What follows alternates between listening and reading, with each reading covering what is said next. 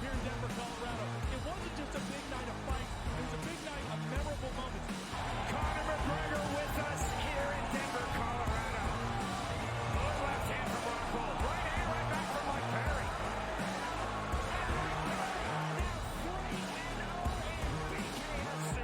Could I get a face-off with Conor McGregor, man?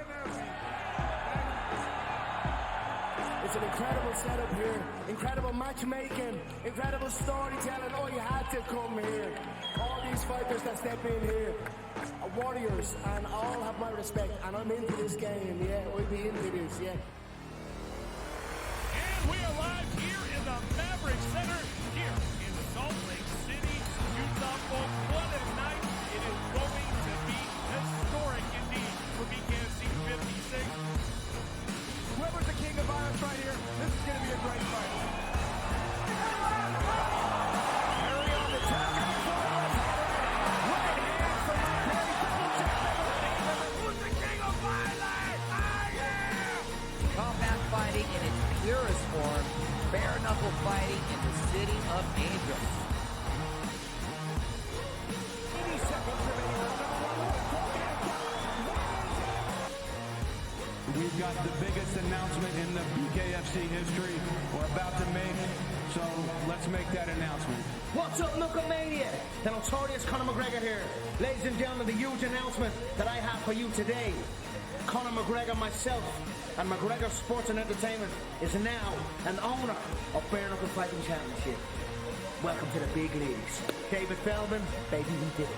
He's now an owner of BKFC with us, and we're going to take this motherfucking thing all the way to the top.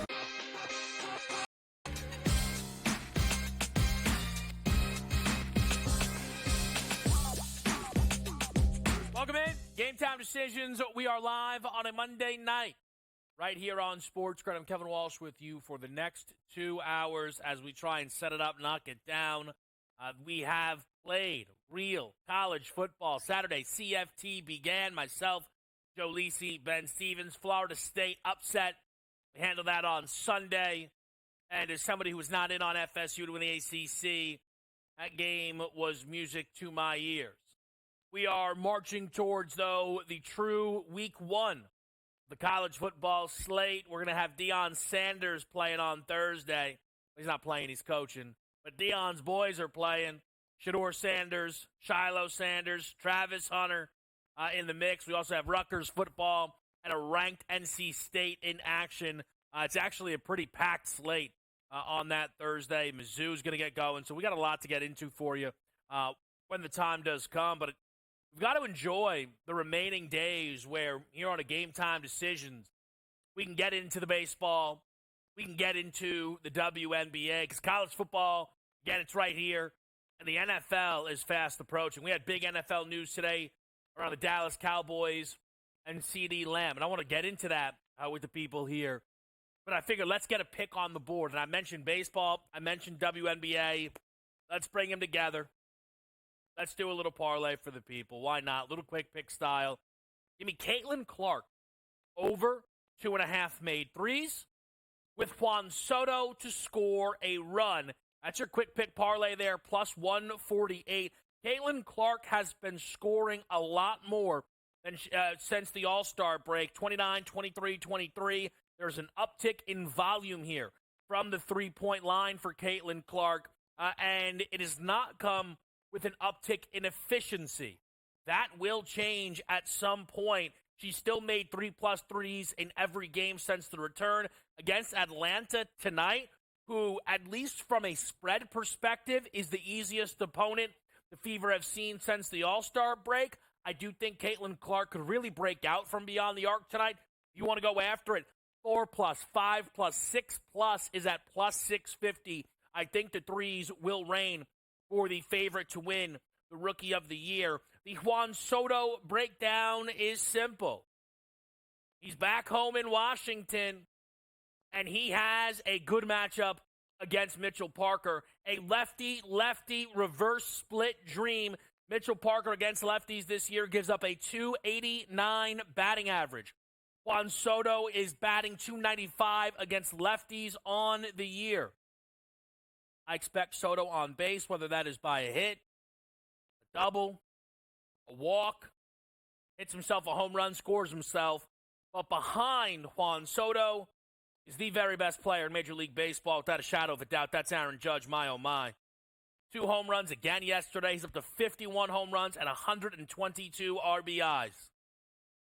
Second in batting average, first in OPS. Judge is out of his mind right now. All Soto has to do is get on base, and Aaron Judge will do the rest. So that is your quick pick parlay. We go from the Yankees to the Cowboys. Pretty appropriate, of course, the most popular teams in their respective sports. And the Dallas Cowboys today finally got the deal done with CeeDee Lamb. And getting that deal done for Dallas is certainly a nice sign. Yet it is confusing to me as to what took so long. They didn't end up getting some discount, right, for CeeDee Lamb. He's the second highest paid non-quarterback in football. And again, that's fine. I don't think anybody sees that salary and knocks it, right? $136 million for 4 years. But how was this not already done? Right? It wasn't clearly CD wasn't holding out to pass up Justin Jefferson. So what? Why? And I'm sure for Cowboys fans today, they're not asking that question. They don't care, right? They've got CeeDee Lamb back, one of the very best wide receivers in football. Certainly, I think many would have him slated top 5. At times, I don't know if people realize how loaded wide receiver is. Like, you can just flippantly, he's one of the 3 best wide receivers, and it's like Tyreek Hill, Justin Jefferson, Jamar Chase. Oh, okay, right? Listen, he's one of the 5 best, right? Easily one of the 10 best wide receivers in football. Dallas would argue he's clearly one of the 2 best. Kept him under that Justin Jefferson number. But again, for Dallas, why did this take so long? Why was this deal done so much further out than the deal that was done for Justin Jefferson and Minnesota Vikings? It's odd. Because for Dallas, you knew that this was going to be the result. And you let it drag out. And again, people will tell you, what does it matter? Well, it does matter when this deal gets done and the follow-up is, all right, now we wait to see what happens with Dak. It just doesn't feel like it's clean for me.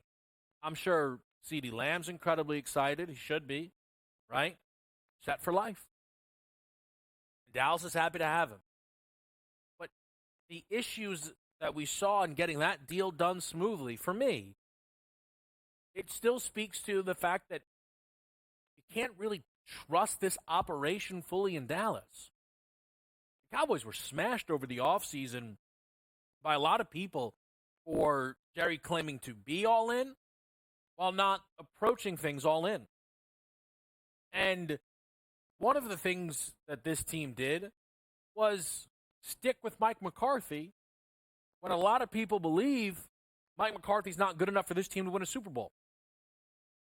You know, the Dallas pricing has dropped a little bit year over year. They're down to 18-1 to win a Super Bowl. Compare that to the favorites in the NFC, the San Francisco 49ers. That's 6-1. How about the Detroit Lions? 12-1. Even the Eagles creating that separation, 13-1. And Dallas is one of those teams that when you are out there doing your preseason preparation, research for futures, right? Week to week, you'll pick your spots.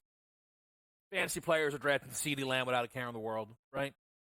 But if you're placing futures bets, win a conference, win a Super Bowl, win totals, this Dallas team has consistently been able to win with Mike McCarthy, but not to the level that the roster suggests and not to the level that the expectations around them have been. This is the first time the expectations have been pulled back. This happened last year with Buffalo. And I ended up betting the Buffalo Bills last year to win a Super Bowl. And what was this kind of trending downward season? Flipped around and then boom, all of a sudden they win another AFC East Divisional Championship. Divisional Championship. It leads to a round 1 rout of the Steelers because that's what Mike Tomlin does. He gets Pittsburgh in, and then they get embarrassed. And then ultimately what happened for Buffalo? With this core, well, short. Not as good as the Chiefs. Same story, right? Despite the down nature of Kansas City, despite the rolling nature of that Buffalo team, they fell short. So it just feels like today is a good time to remind the people, and maybe somewhat myself, who loves a buy low spot, a bounce back spot, a look at this number, that the number on Dallas may jump off the page. But when you see CeeDee Lamb get his money today, instead of that inspiring confidence that the boys are back, it's a reminder, why did this take so long? Oh, yeah, because this is how Dallas operates. And if Dallas is going to stay the same as they've been for years now, it means no matter what that regular season shows us, they will fall short and disappoint again. We'll be right back. We'll get over to that baseball board next right here on SportsGrid.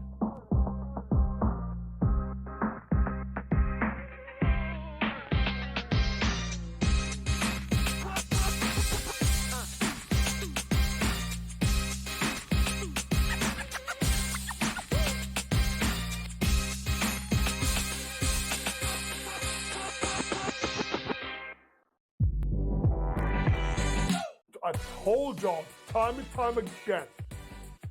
Trey Murphy the third. Trey Murphy the third. I'm telling y'all, this guy can absolutely ball as a 3-and-D guy, and he's going to take the next step. Betting above the rim.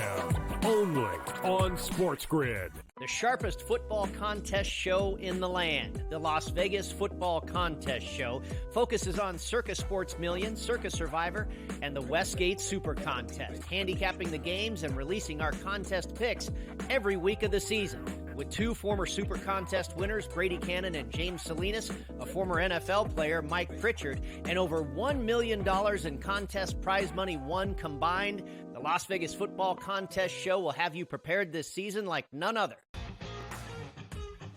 Hey, let's say it comes down for Matt Kuchar in the FedEx Cup fall. Let's say he doesn't make a cut, and it comes down to one shot. And That's a good point. And he keeps his card for the top 125 because he did make the jump from, I think it was 113 to 103. So he made a 10-spot jump. So he's got, 17, or let's see, that was not good math. He's got about Not a bad one. The Smiley Show. Only on SportsGrid. SportsGrid, the only streaming sports betting network. Tips, info, and insights to up your IQ. It's smarter to be on SportsGrid. New to the Live Golf Plus app. Watch Live Golf any way you want it.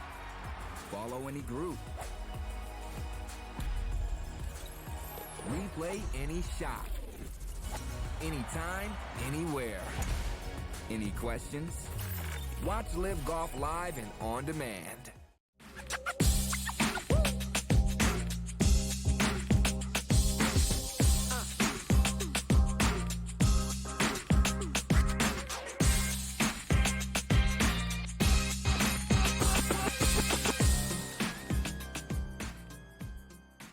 All right, we're back with you right here. We're on Game Time Decisions. Kevin Walsh with you on this Monday night. We mentioned Juan Soto, Caitlin Clark, a little quick pick parlay for the people. Some other spots you're going to see me involved in tonight on that baseball board. An under at Coors Field between the Rockies and the Marlins there. Cabrera against Feltner. Look, neither guy's a superstar, but their numbers are a little bit better over the last month of baseball. But I'm willing to play an under 10.5. Obviously, neither lineup is spectacular, so I went under in that game. And I did play a little Cubbies money line. They're going to go up against the Pittsburgh Pirates tonight. Jameson Taillon, I think, is in a really, really good bounce-back spot. And I'm looking to sell high on Mitch Keller off of 7 shutout innings in the last time we saw him take the mound for the Pirates. Speaking of the Pittsburgh Pirates, anytime we talk Pittsburgh, a Paul Skeens conversation is not far away. Paul Skeens, the first overall pick in the 2023 MLB draft. We've seen him make his debut. We've seen him be a star.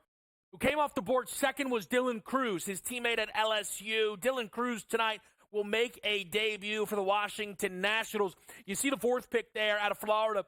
That's Wyatt Langford, who we've seen play baseball this season already for the Texas Rangers. And, man, expectations for these kids are high. Wyatt Langford was right near the top of that AL Rookie of the Year board entering this season.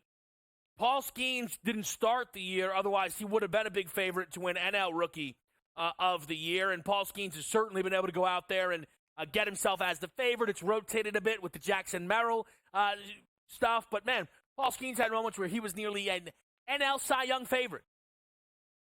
Now, for Dylan Cruz, starting here nearly in September, he's not going to be favored to win any awards. But can this Washington Nationals team be play on for the rest of the way? The Nationals have now added, over the last 2 months or so, not just Dylan Cruz, but another one of their top prospects in James Wood. All of a sudden, for the Nats, the idea is they have guys that they believe heading into seasons to come will be great. But the reason we put Dylan Cruz there up against Wyatt Langford and Paul Skeens is those guys have been met with immediate expectations. Dylan Cruz is no different. Dylan Cruz bats second tonight for the Washington Nationals. And trust me, I'd love here to hand wave that fact and tell you, come on, anybody could bat second for the Nationals. Again, the lineup has some guys. C.J. Abrams bats leadoff, and again, the Nationals are going to hope next season that that'll stay the same, and it'll be Dylan Cruz wreaking havoc right behind him. And you'll notice the Dylan Cruz props tonight, they don't come cheap. To record a hit, -175, 2+ bases, +145. A hits for an RBI prop in the market checks in at minus money. You can see some sizzles there if you'd like. The home run number is 6-1. If you're looking to play that RBI, it is at +190. I am personally sitting back on Dylan Cruz props. The matchup does not work. You might see righty-lefty with Nestor Cortez going here tonight for the New York Yankees. But Dylan Cruz, through his stint so far in minor league baseball, has not been good against left-handed pitching. He's just not. Batting comfortably under 230 so far in his minor league career against left-handed pitchers. With that said, I don't know if tonight going up against a funky delivery in Nestor Cortez is where you want to run to the window on Dylan Cruz. So I would be cautious. I can't play unders. We've just talked about it's -125 under 1.5 hit run RBI. I don't like that for a guy batting in the 2-hole. And it's not like Nestor Cortez dominates right-handers, right? He's far worse against the right-handed side of the plate than the left-handed there. So I backed off in that approach. The numbers for tonight flash the Yanks as favorites on the road in this Cortez-Parker matchup. -184 on New York. Total's 9 here. And certainly, as I mentioned, this is a good spot for Juan Soto. The lefty-lefty splits working in his favor, batting better than 290 against lefties, and Mitchell Parker allowing opposing lefties to bat about 290 as well. I put Soto in that parlay for a run scored at -155. I thought that was a worthwhile number with how hot Judge has been from behind the dish, and the hot hitting from Aaron Judge has helped the Yanks create a tick of separation over the Baltimore Orioles and the American League East. Look, the Red Sox and the prices have are well out of this thing unless a collapse happens. Plus, they're going to have to get red hot to jump both the Baltimore Orioles and the New York Yanks. But the Yanks are now up 2 on the loss column. And it's one of the more fascinating things for me. And this is where I would listen at least to an argument that when you're wrapped up in it locally, it makes everything feel bigger than maybe it is. Of course, you know we're operating right here in New Jersey, my roots within New York, a Yankee fan. We hear so much, Yanks are a disgrace. They're terrible. Nobody can hit. Nobody can pitch. The Yankees have 77 wins. I think maybe the Dodgers have one more win. Nobody has more wins than the New York Yankees in all of baseball. The Baltimore Orioles are the second best team in the American League. The Yankees are ahead of the Baltimore Orioles. So for Baltimore, is there massive panic? Well, it will set in if they keep dropping games and that American League Central just keeps getting the job done. Seeding in the postseason is not something that we make a mountain out of due to the nature of the more recent postseason performances. But the Baltimore Orioles are only 3 up on both Kansas City and Minnesota. It's only 2 in the loss column. Again, like the Baltimore Orioles are as close to being the last wild card team as they are close to being the first place in the American League East if you just go off loss column, which I was raised to always be told is the most important thing.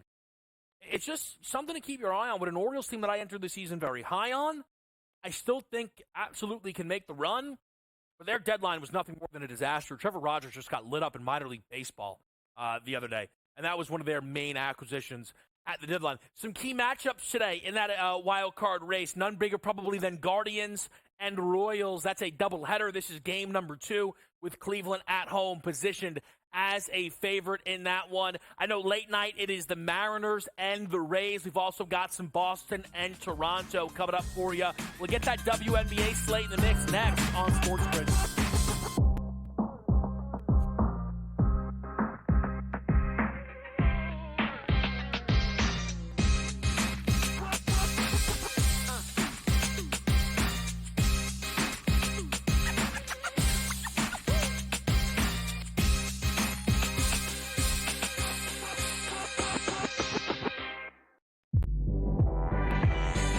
I told y'all time and time again, Trey Murphy the third. Trey Murphy the third. I'm telling y'all, this guy can absolutely ball as a 3-and-D guy, and he's going to take the next step. Betting above the rim, only on SportsGrid. The sharpest football contest show in the land, the Las Vegas Football Contest Show, focuses on Circus Sports Million, Circus Survivor, and the Westgate Super Contest, handicapping the games and releasing our contest picks every week of the season. With 2 former Super Contest winners, Brady Cannon and James Salinas, a former NFL player, Mike Pritchard, and over $1 million in contest prize money won combined, the Las Vegas Football Contest Show will have you prepared this season like none other. Hey, let's say it comes down for Matt Kuchar in the FedEx Cup ball. Let's say he doesn't make a cut, and it comes down to one shot. And That's a good point. And he keeps his card for the top 125 because he did make the jump from, I think it was 113 to 103. So he made a 10-spot jump. So he's got, 17, or let's see, that was not good math. He's got about Not 20. a bad The Smiley Show, only on SportsGrid. SportsGrid, the only streaming sports betting network. Tips, info, and insights to up your IQ. It's smarter to be on SportsGrid. New to the Live Golf Plus app. Watch Live Golf any way you want it. Follow any group. Replay any shot. Anytime, anywhere. Any questions? Watch Live Golf live and on demand.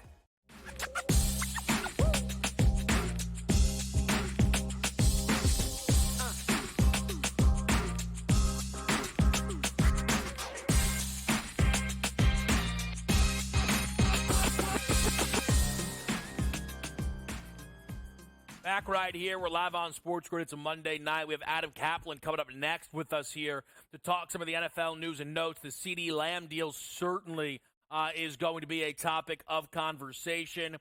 So we will get into that a little bit with Adam Kaplan here. Also, the Patriots quarterback situation looks like that is getting a little interesting as well. So all stuff for us to keep eyes on and talk to Cap with. Before we do that, we do have a 3-game board of WNBA tonight.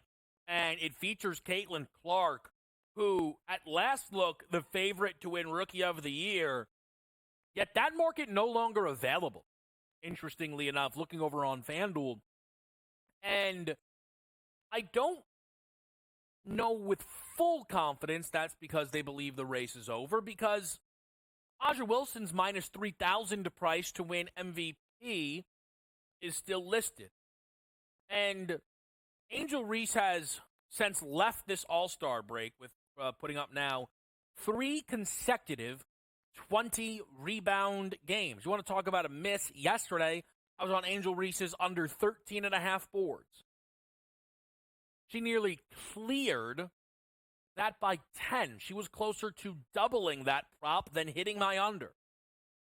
An attempt to sell high did not work there. Again, Angel Reese's work on the glass has been phenomenal. Her efficiency has been atrocious. Back-to-back games shooting 25% from the field. Some of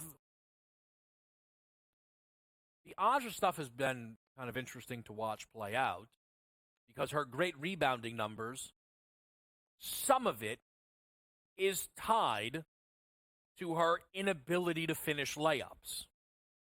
And we saw that play out in a game where this team lost to the Vegas Aces, despite Vegas shooting under 40% from the field and shooting 25% from 3. And Aja Wilson, who was also really, really good rebounding the basketball, but from an efficiency end of it, was awful and offered up one of her worst games of the season. 28 field goals for Aja Wilson to score 20 points. Again, the favorite to an MVP. We do not see that from Aja. We just don't. And yet for the Sky, their offense just did not hang in this game. And some of that is tied to an inefficiency that you can get from Angel Reese. But again, is that why we've seen this number come off the board? I can't tell you 100% yes with certainty. But we know that Caitlin Clark has been positioned as a big favorite, and I think Caitlin Clark's in a great spot to have another really, really good game. I mentioned I'm playing her over 2.5 made threes in that Juan Soto parlay, but I would be more than willing to play her threes over 3.5 at a plus 135 price, and I think you can continue to chase that number up higher and higher. A breakout game is coming for Caitlin Clark in terms of the three-point shot. Now, a part of me wonders, is this the game here against Atlanta? It could be, and you don't want to miss the boat. But if we look up the upcoming schedule for Caitlin Clark and the Indiana Fever, you would imagine that Caitlin's best games will be at home, right? She's been really, really good at home this season. The Fever have been much better at home this season. They are at Atlanta, home against Connecticut, at Chicago, at Dallas. The one home game in that stretch is against the Connecticut Sun, who are the best defense they will play in this stretch. For some, maybe the best defense in the entire WNBA. After that game against Dallas on the 1st, it is a Wednesday at home with multiple days rest against the LA Sparks. That could be a circle spot. Now, the worry is you end up a little late to the window, right? Maybe that's a spot to play 30-plus points, which is around plus 450 tonight. If Clark doesn't get there, again, that Sparks game could very, very well be a target spot. Caitlin Clark actually already has a 30-point game under her belt this season against the LA Sparks, but I do think she'll be really good tonight. Late night, the Mystics are going to Seattle. They're catching 9.5, and then the Phoenix Mercury are going to host the New York Liberty. And I'm going to play the Phoenix Mercury here. I think it's a really good spot here on a 6.5-point spread for Phoenix. The Mercury have been great at home. They're 9-4 straight up. And in those 13 games, they've only lost by 7+ points once. They have played the New York Liberty twice this season, once in their own building. They won that game by 6, and another time at the Liberty, where they only lost by 3. And the Liberty this season have not covered a game following a loss. Inflated number, people looking to bet them in an angry spot, and we get a chance for the Mercury to cover that spread. We hit a break. We come back. It's NFL News with our NFL insider, Adam Kaplan, on SportsGrid.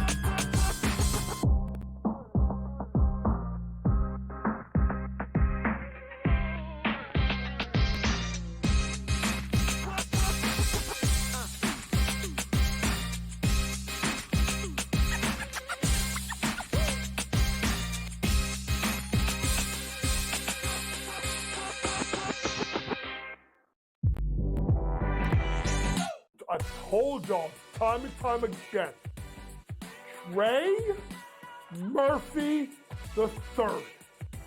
Trey Murphy III. I'm telling y'all,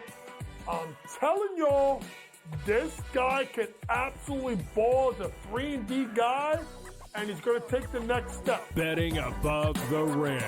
Only on SportsGrid. The sharpest football contest show in the land, the Las Vegas Football Contest Show, focuses on Circus Sports Million, Circus Survivor, and the Westgate Super Contest, handicapping the games and releasing our contest picks every week of the season. With two former Super Contest winners, Brady Cannon and James Salinas, a former NFL player, Mike Pritchard, and over $1 million in contest prize money won combined, the Las Vegas Football Contest Show will have you prepared this season like none other. Hey, let's say it comes down for Matt Kuchar in the FedEx Cup fall. Let's say he doesn't make a cut, and it comes down to one shot. And That's a good point. And he keeps his card for the top 125 because he did make the jump from, I think it was 113 to 103. So he made a 10-spot jump. So he's got, 17, or let's see, that was not good math. He's got about Not a math bot. The Smiley Show. Only on SportsGrid. SportsGrid, the only streaming sports betting network. Tips, info, and insights to up your IQ. It's smarter to be on SportsGrid. New to the Live Golf Plus app. Watch Live Golf any way you want it. Follow any group. Replay any shot. Anytime, anywhere. Any questions? Watch Live Golf live and on demand.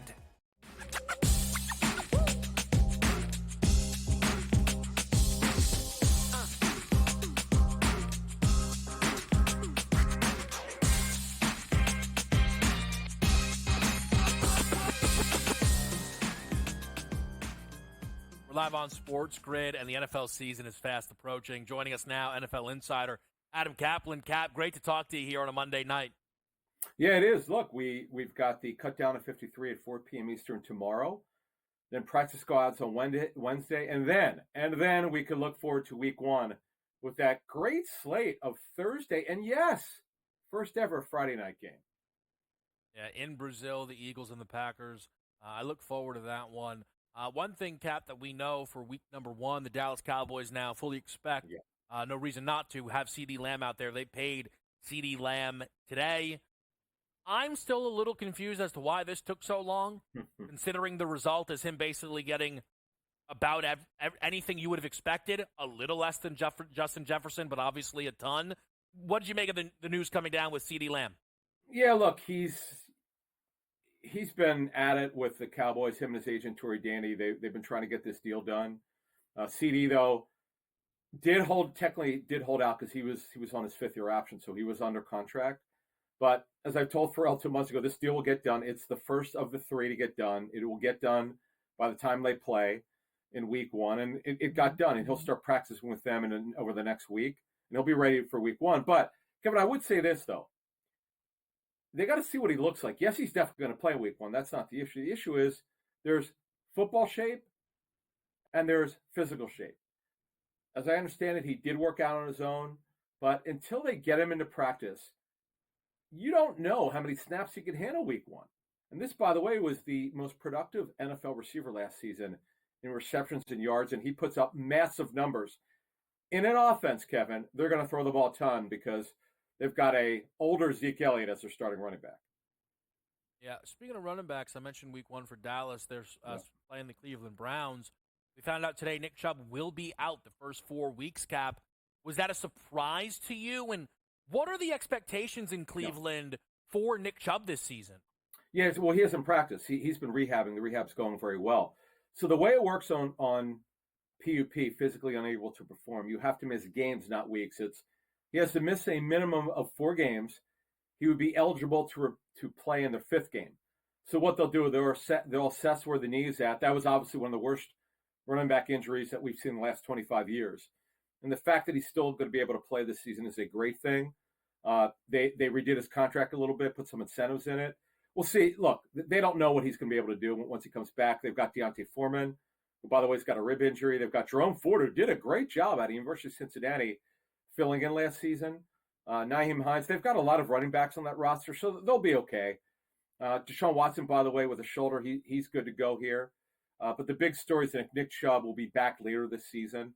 Again, not a surprise. Everybody knew this was going to happen. Now, I want to ask you about what's going on in New England. This is, I don't know if it's surprising, Cap. My take on this is probably different to a lot of people, but what do you make of this battle or not battle between Jacoby Brissett and Drake May for the job?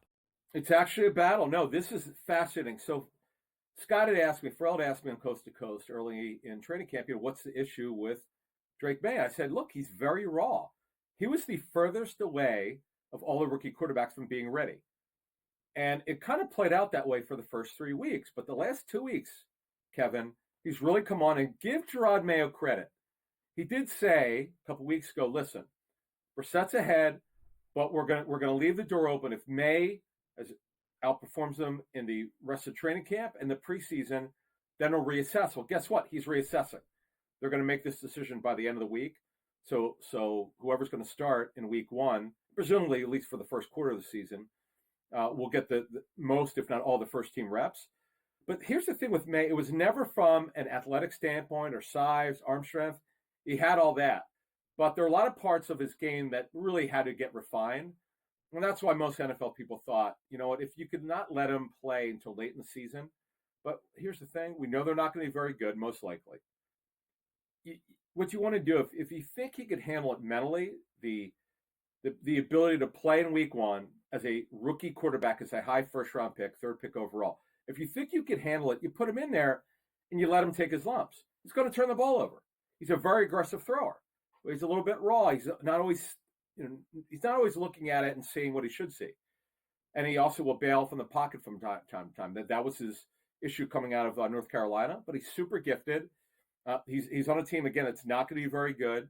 They're not very good at the receiver position. We'll get into one of the guys that they released not too long ago in a minute. But the bottom line is with the Patriots, they're in a semi-rebuild here, particularly on the offensive side of the football.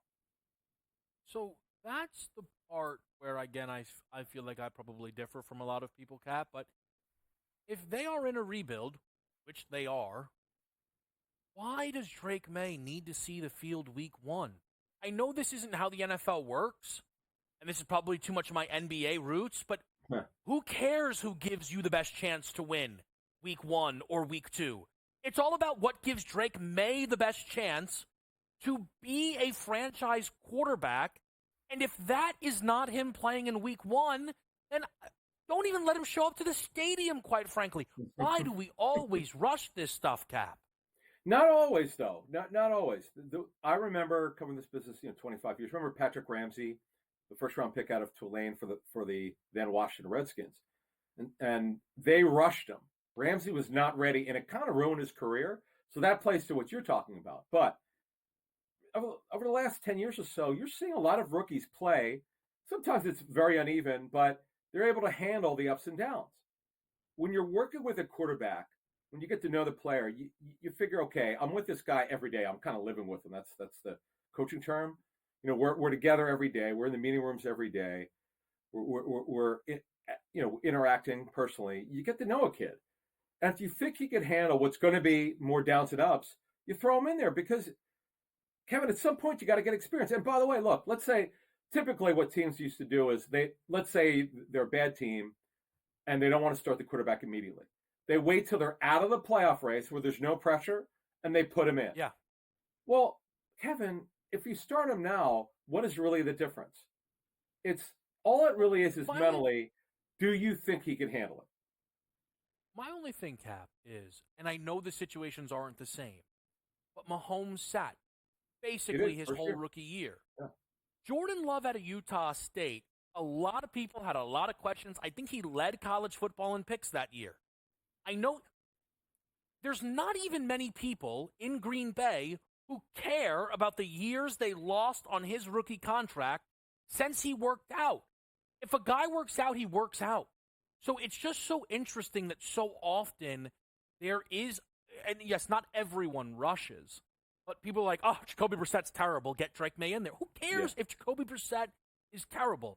You mentioned former Patriot Juju Smith-Schuster ends up signing in Kansas City. Yep. What do you expect that wide receiver room to or maybe pass catcher room is the better way to describe it, of course, with Kelsey? Yeah, and this is done for a couple reasons. Hollywood Brown's coming back from a shoulder injury. They kind of escaped the Chiefs with that one. There was a fear that could be much worse. It's not. He's not working yet, but there's a chance he plays week 1. And then you've got the potential, okay, I just say the potential of this season Rashee Rice getting suspended for the pretty significant off-the-field issue. So with the drag racing issue. So they got to get through that. And they're very young at wide receiver. And remember, Juju Smith-Schuster signed a 1-year deal 2 years ago for $4 million with a lot of upside. Didn't quite work out. It didn't work out with the Patriots. And as I reported at the time the Patriots cut Juju, this is crazy, but this is how much the Patriots didn't want him. They still owe him $7 million, fully guaranteed. His base salary with them this season, before they cut the contract, was worth $7 million, but they still owe him that, and that's the bottom line. They didn't want him on the roster. They didn't think he could help them anymore, so they're kind of where they think he is. But bottom line is, the Chiefs need a veteran on that roster badly, and he's going to give them some veteran presence. Yeah, it's going to be really interesting to see if Mahomes is ripping it more this year, and if everybody kind of rotates. Oh, this is the Xavier Worthy week, or there's the Hollywood Brown week, Rashee Rice, and it's going to be a really fun season for Kansas City, I'm sure. It always seems to be. Gap, we appreciate it. We'll talk to Joe Madden next right here on Game Time Decisions.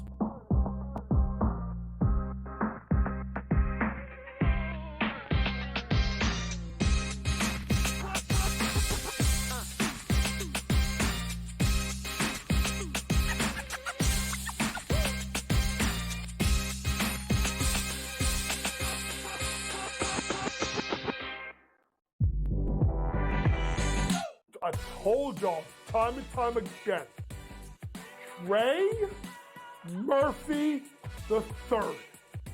Trey Murphy the third. I'm telling y'all,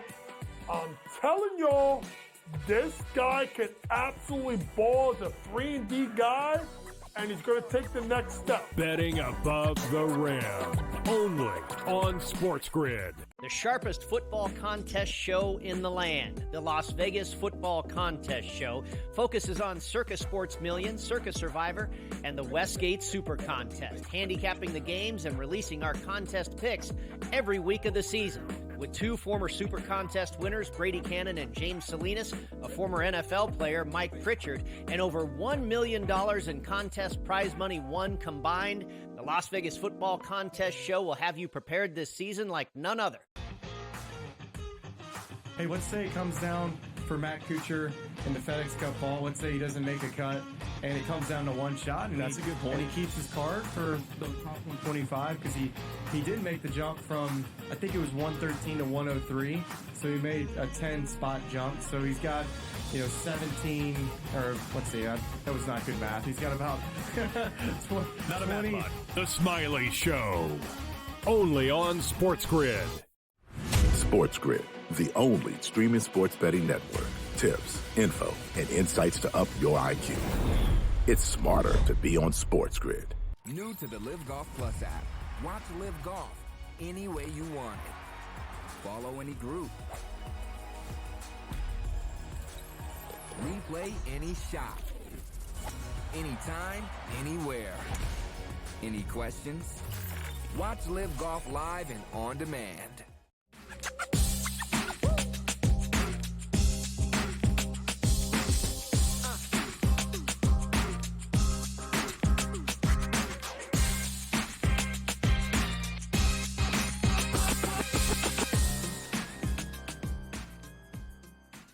All right, live right here on SportsGrid. It is Game Time Decisions on a Monday night. I'm Kevin Walsh. We've got Major League Baseball right now with 3 games underway and more quickly approaching. To help us break it down, it is Joe Madden.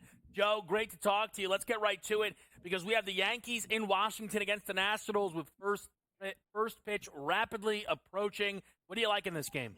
This is a tricky game here. You look at both of these teams and they struggle to hit lefties. And we've got Cortez Jr. coming out here for the Yankees and we have Parker for the Washington Nationals. If I was going to take anything in this one, I would take it to the under. I do think this is a lower scoring game, but we know how hard it is to bet an under when we have Soto and Aaron Judge in the lineup for the Yankees. Both of these players have the ability to hit those home runs. And if they get those grand slams, this game will go over that total. So I'm a little cautious with this under, but I do lean to the under.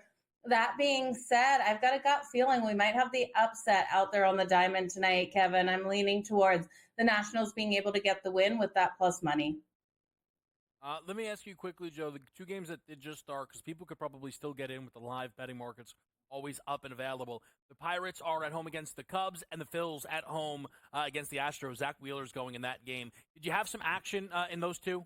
Yeah, absolutely. I thought this was a short price for the Pittsburgh Pirates in this matchup tonight. I took them straight up on the money line as well as their team total over 4.5 here. We look at Talion coming out here for the Cubs, and he's been lit up over his last couple, and I do think the Pirates can light him up. And when we look at the Phillies, I love this matchup versus the Houston Astros. I rode with the Houston Astros in their game yesterday, but I do think this is one where the Phillies can get the win. I don't trust Blanco coming out here for the Houston Astros, and I'm going to fade his strikeout props. Now, I did a same game parlay in this because the strikeout props were juiced to that under. I took him under 5.5 strikeouts, and I combined that with the Phillies in the first 5 on the run line, laying a half a run at minus 152. When you combine those two together, if you can still get it in, it's coming in at plus 140 pregame here. Zach Wheeler is just being phenomenally strong for the Phillies. I do think this is one you could look at the Phillies on that run line for the full game if you can't get those bets in, Kevin. All right, good stuff there. Again, we will follow the live updates for those games as everything starts to trickle in. Moving a little bit later on into the window, we have the Boston Red Sox at home. Favorites, they're going with an opener in Zach Kelly. It's going to be Jose Barrios going for the Toronto Blue Jays here. What do you like in this game, Joe?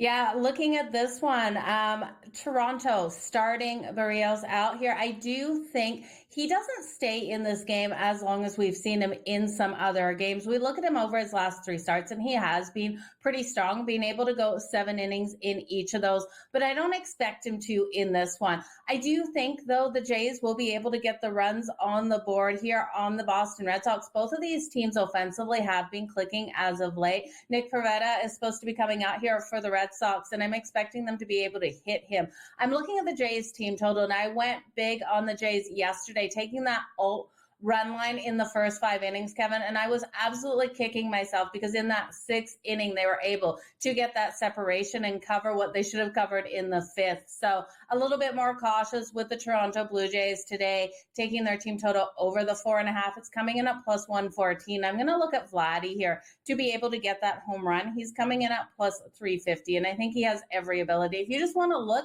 at the RBI here, I don't blame you. That RBI coming in at plus 110, but he's been able to go yard on Pivetta 3 times in his career, and he's gone deep in 3 of the last 4 series. So I do think Vladdy for that home run, he's just behind Aaron Judge and one of those players who's had the most home runs over the last month here.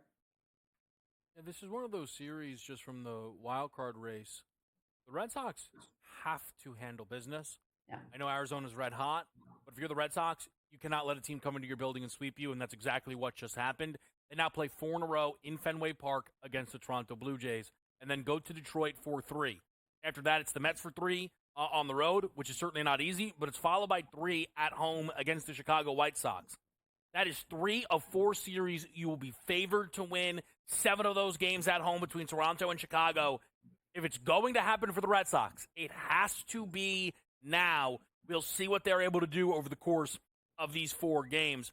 Joe, how about the Minnesota Twins going up against Max Fried here in Minnesota with Bailey Ober getting the baseball?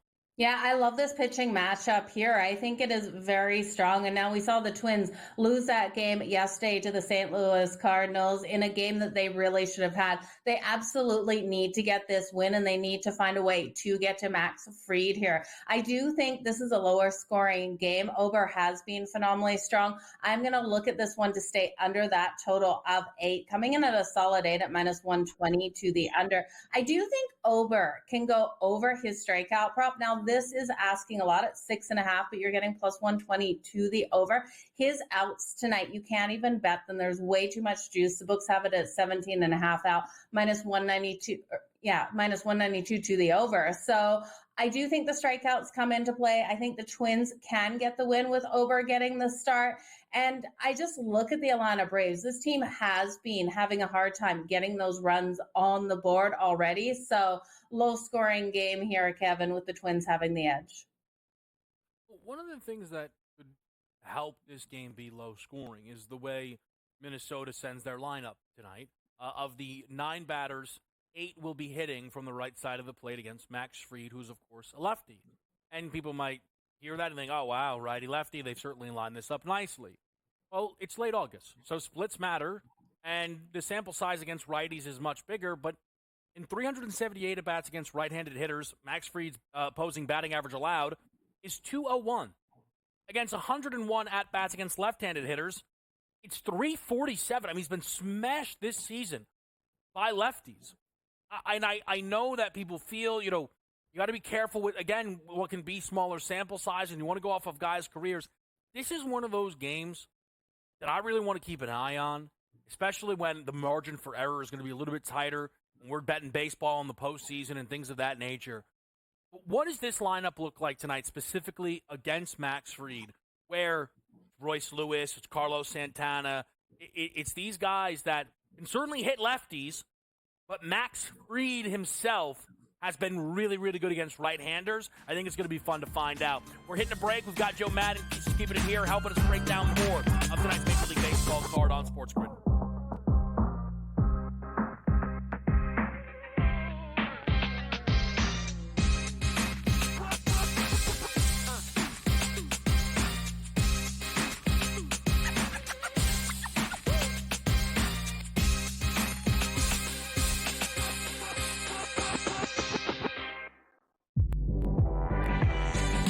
I told y'all time and time again, Trey Murphy the third. Trey Murphy the third. I'm telling y'all, this guy can absolutely ball as a 3-and-D guy, and he's going to take the next step. Betting above the rim, only on SportsGrid. The sharpest football contest show in the land, the Las Vegas Football Contest Show, focuses on Circa Sports Million, Circa Survivor, and the Westgate Super Contest, handicapping the games and releasing our contest picks every week of the season. With 2 former Super Contest winners, Brady Cannon and James Salinas, a former NFL player, Mike Pritchard, and over $1 million in contest prize money won combined, the Las Vegas Football Contest Show will have you prepared this season like none other. Hey, let's say it comes down for Matt Kuchar in the FedEx Cup ball. Let's say he doesn't make a cut, and it comes down to one shot. And That's a good point. And he keeps his card for the top 125 because he did make the jump from, I think it was 113 to 103. So he made a 10-spot jump. So he's got, 17, or let's see, that was not good math. He's got about Not a math bot. The Smiley Show, only on SportsGrid. SportsGrid, the only streaming sports betting network. Tips, info, and insights to up your IQ. It's smarter to be on SportsGrid. New to the Live Golf Plus app. Watch Live Golf any way you want it. Follow any group. Replay any shot. Anytime, anywhere. Any questions? Watch Live Golf live and on demand.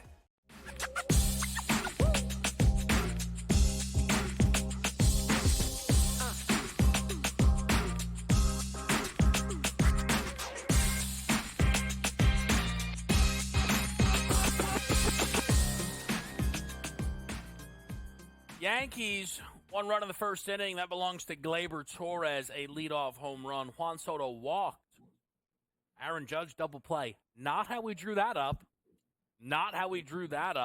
But that is going to be a Yerfie for people who got involved there.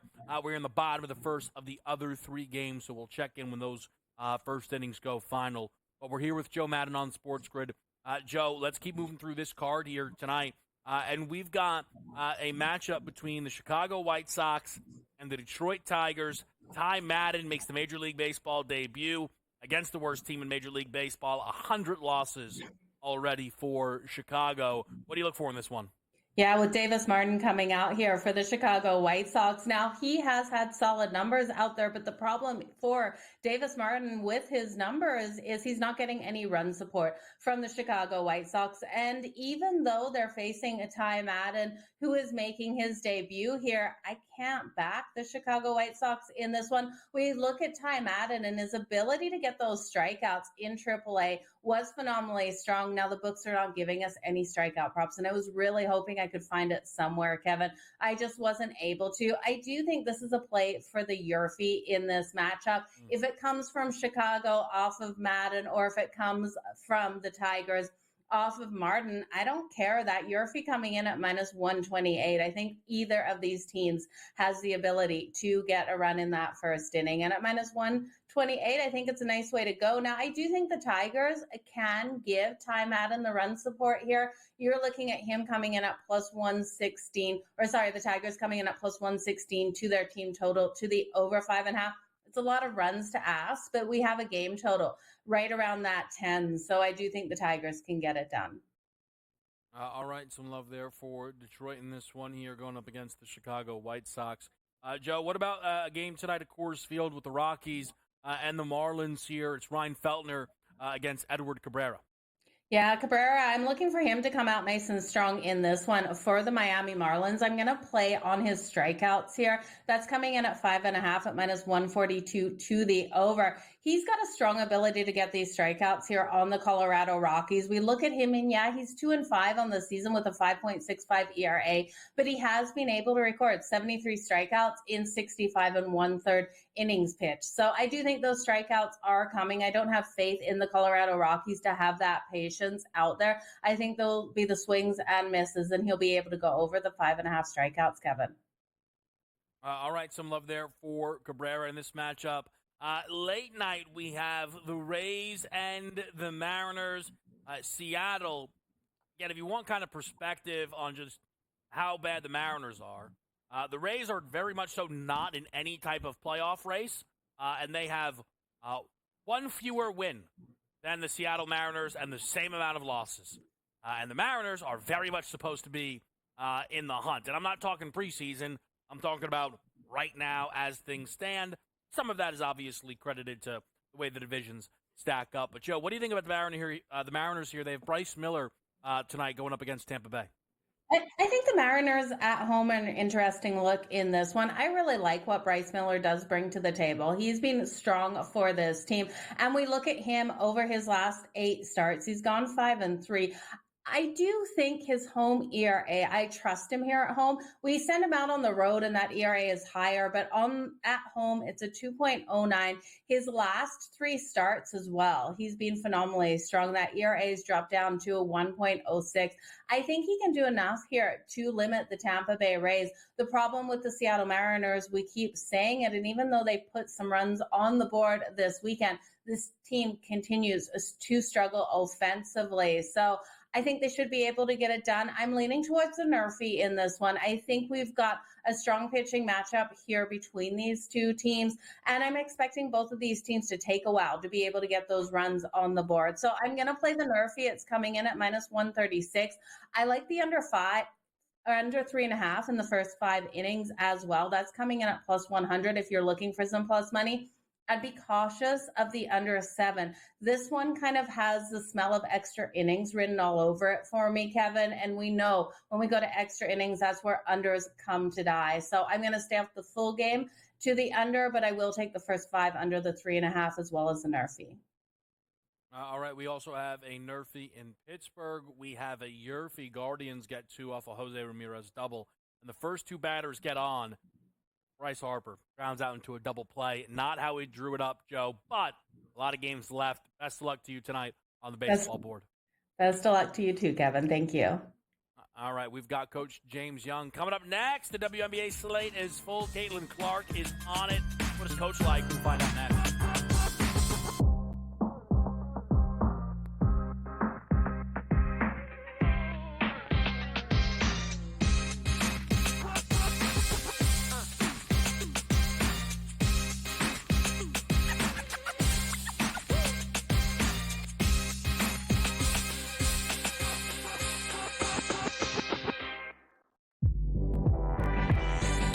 I've told y'all time and time again. Trey Murphy the third. Trey Murphy the third. I'm telling y'all, this guy can absolutely ball as a 3-and-D guy, and he's going to take the next step. Betting above the rim, only on SportsGrid. The sharpest football contest show in the land, the Las Vegas Football Contest Show, focuses on Circa Sports Million, Circa Survivor, and the Westgate Super Contest, handicapping the games and releasing our contest picks every week of the season. With two former Super Contest winners, Brady Cannon and James Salinas, a former NFL player, Mike Pritchard, and over $1 million in contest prize money won combined, the Las Vegas Football Contest Show will have you prepared this season like none other.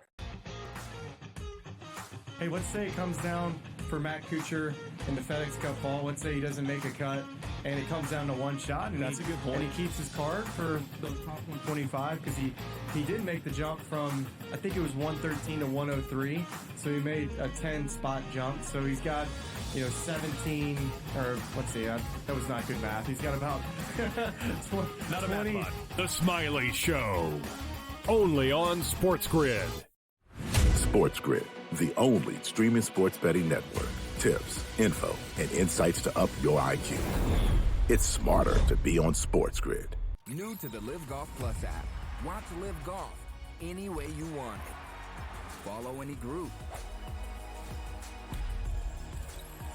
Replay any shot.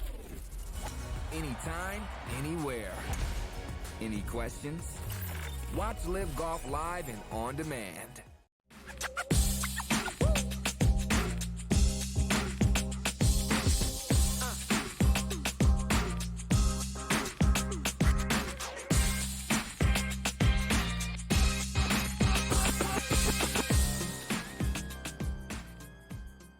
Live on SportsGrid, it is Game Time Decisions. I'm Kevin Walsh with you here on a Monday night. We bring in Coach James Young. JY, great to talk to you here.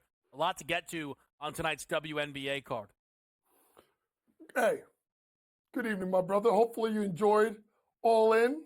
Yesterday, Ricochet makes his little appearance. I told you Brian Danielson was going to win. So, Coach Young, AEW whisperer, holler at your boy. Good picks out of JY on the W. JY, we have plenty of time to get to tonight's games. I do want to pick up the pieces from yesterday's big game, which was the Las Vegas Aces 77-75 win against the Chicago Sky. There's a couple of routes that we could take here. Before we get to Angel Reese, I want to ask you about the Aja Wilson performance. 20 points, 18 boards, 3 steals, 3 blocks, 2 steals. That should all be positive. 8 of 28. I believe she was 3 for 13 in the first quarter. It was odd, JY, to say the least. I think she had 20 shots in the first half, and it wasn't working. I know they won the basketball game, but this was not the type of victory where you go, oh, okay, Vegas is good. Specifically on an 8 for 28 night from Aja Wilson, what did you take away from Vegas? That she's going to need help. A lot of help. Now, they put Gustafson, the kid out of, I think she went to Iowa. They put her in the storyline for Kia Stokes, gave her a little bit more because she's more of an offensive threat, right? 3 threes, 13 points, 4 rebounds. But you go up and down the line, and then obviously Kelsey Plum played better, 18 points. But Kevin, she shot 1 of 7 from 3. Jackie Young, 1 of 3 from the floor, 2 points. Chelsea Gray, 3 of 12 from the floor, 11 points. They shot 25% from 3. And out of the 6 threes they hit, 3 of them came from a 6'5" center that wasn't even starting until last game. So their issues continue to be that they have to lean so much on Asia that Plum, Young, and Gray continue to not play well, particularly from 3, Kevin, 2 of 12 from the floor. They have to shoot the ball better from 3 because and I know it, Kevin, when you're hitting from 3, you can't stop people down low. They're going to load up on Asia until these ladies hit shots. And until they hit shots, it's going to be rinse and repeat every game. They're lucky they got that win because I'll tell you right now, we got beat with this at Monmouth, my second to last year. Folks, inside of a second, for them to get basically a layup at the buzzer was so damn criminal of Chicago that they didn't just switch under everything and belly up Asia Wilson. Terrible defense. Good shot, though. Let's talk then on the Chicago Sky. Angel Reese is, and look, man, Angel Reese and Caitlin Clark have been part of a lot of conversations, and to some degree that's good, but also sometimes the conversations kind of veer off, which is why I always think it's important that we can kind of center it up here, because I think you can trust JY and I when it comes to the WNBA breakdowns.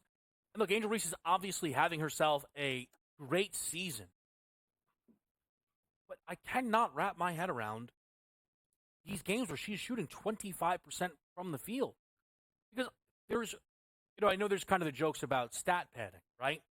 She is not intentionally missing layups to grab rebounds, because her finishing possessions, 1 for 3, 1 for 4, is not a victory. Ultimately, I don't think Angel Reese set out to be the greatest rebounder in league history. I think she wants to contribute to winning basketball, and she is a great rebounder, to be fair, right? Considering Caitlin Clark looks like she's clearly going to be the best assister in league history. I mean, Angel Reese does look like she'll be the best rebounder in league history, considering she's going to set the single-season rebound mark in her rookie year. But, JY, I don't want to say it doesn't matter, but it matters less when the poor shooting contributes so much to the big rebounding numbers. Okay, I want people to sit back and just listen for about a minute and a half. I've always talked about synergy. And synergy is what we use in the college WNBA pro game to break down everything analytically. And it gives us the ability to watch film. Instead of watching the whole film, we can watch clips quickly. I'm going to put this whole Angel Reese versus Caitlin Clark to bed right now. Ready? All shot types, K-Dub. You have Angel Reese in the 11th percentile in the WNBA at 0.79 points per shot. Caitlin Clark, 66th percentile, 1.03 points per shot. You want more? I got more. You want to go to the fact that, Caitlin Clark, she shoots layups. Folks, 79% of Angel Reese's shots are at the rim, which is dedicated to 5 feet or in. Folks, she is in the 8th percentile in points per shot. You look at Caitlin Clark, only 27% of those shots. She's in the 81st percentile at finishing. You want to go to the fact that Angel Reese is the best offensive rebounder in the league. Right, Kevin? Stats say it. She's the best. Folks, okay? 23% of the time, her shots come off of O boards. Kevin, she's in the 28th percentile. She's averaging 0.971 points per shot, points per possession with that. That means she's going to give you less than 1 point for every time she tries to finish on an O board. That's not good, folks. You got to understand, the only thing that she is good at in metrics-wise, Angel Reese, looking at it, transition, 72nd percentile, miscellaneous plays, 91st percentile, post-ups, 23rd percentile, cuts, 11th percentile, spot-up threes, 7th percentile. Yikes. Pick and roll, getting the ball in pick and roll, 9th percentile. You go to Caitlin Clark, you want to start knocking the kid for what she does? Okay, pick and roll handler, 67th percentile. Not great in transition, never been her game. Off screens, 90th percentile. Miscellaneous, 88th percentile. Isolation, 41st percentile. Put it to bed, folks. They're not created equal. And don't tell me, well, her percentages are 2 percentages worse than Caitlin Clark. She shoots 88% of her shots from 5 feet away. Simply put, I'm not saying she's stat padding. I think she's too consumed with trying to get the foul call. She's got to go stronger, and she's especially got to be able to use her right hand on the right side of the floor. It has never been addressed. It's never been fixed. If she could just fix making layups, Kevin, this girl could average, honestly, I'm not 20 and 15 a game if she just finished. I bet Angel Reese to average 15 a game before the year started. The chances are there, right? It would be great if she did. One of the more interesting things I'll also just say, and partly it's probably because, again, the people who are outside of us having the conversations, with the Angel Reese argument for Rookie of the Year would likely be made best by just simply saying that they are 21.4 points per possession per 100 possession better when she is on the court, Angel Reese, than when she is off. The Sky have been atrocious when she is not out. Far worse than the Caitlin Clark number. Much like Caitlin Clark, they're about 3 points better. Like the Angel numbers are jarring. They're not perfect numbers. Again, those numbers for a while said the Vegas Aces are better when Aja Wilson isn't on the court. It just makes me wonder about Chicago long term. What is the best way for them to get this roster correct? Is one of the fascinating things, and then we're going to get to tonight's games next. They didn't draft Angel at 3. They drafted Camila Cardozo. You have to wonder what that would have looked like if they were able to take Rickea Jackson and then Angel Reese. But nevertheless, we break down tonight's slate here on SportsGrid.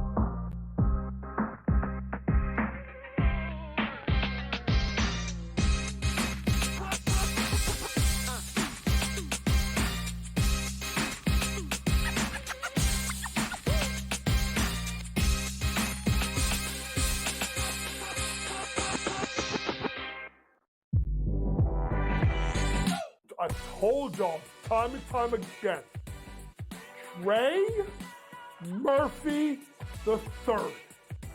Trey Murphy the third. I'm telling y'all,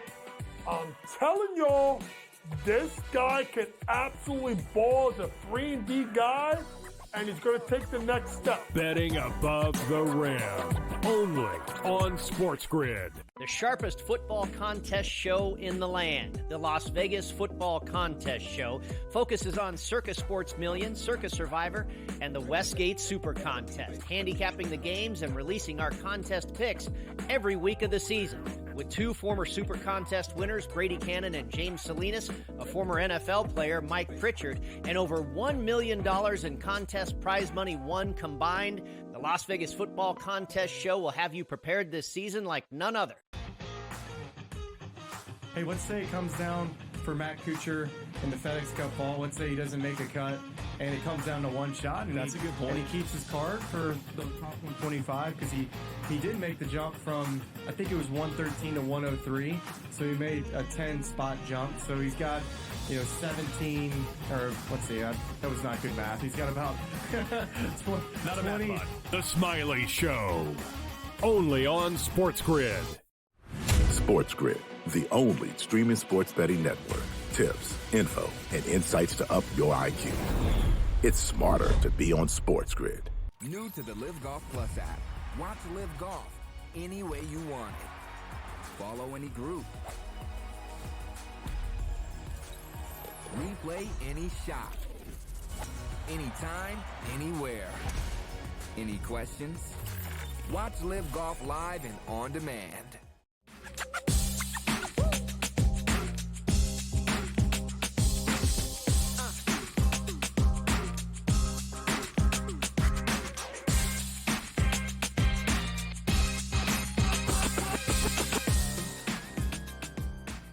All right, we're back to right here. Let's get some picks on the board here, JY. Talk to me. We've got the Caitlin Clark Show in Atlanta, a dream team that you believe could very well be feisty, fighting for a postseason spot with Ryan Howard back in the lineup. The Fever are favorites on the road. What do you like in this game? Kev, I am all about this team in the dream now that Ryan Howard has come back. And I am going to take a chance here. I'm going to take them plus the 2.5 tonight at home versus Indiana. You look at as of late with Atlanta, right? They did not cover that spread of. They lost by 2, and I think they were underdogs by 1 versus Phoenix. But before that, Kevin, they had covered 5 straight games. Their season turned back positive when Ryan Howard got back. Indiana, listen, they had that tough loss, 90-80. It was a tough spot for them. I'm going to go with the Atlanta Dream plus the points, and then I'm going to look at, for the prop market, I'm looking at the wily veteran, Tina Charles. A Tina Charles that's played relatively well, and people are talking about her. She's getting 13.9 points, 8.9 rebounds going against a team that does not rebound the ball very well, and she's got 3 double-doubles back to back to back. I'm going to go ahead and I'm going to take Tina Charles going to double-double, and I'm going to take the Atlanta Dream plus the 2.5 points. All right. Little double action on the board there. JY, let me ask you, as far as the Indiana Fever go, it's kind of a little stop in here, right? What do you need to see from this team from now until we get to the postseason where you feel like, you know what, that team can pick off a top team? Winning the title probably is a bridge too far, right?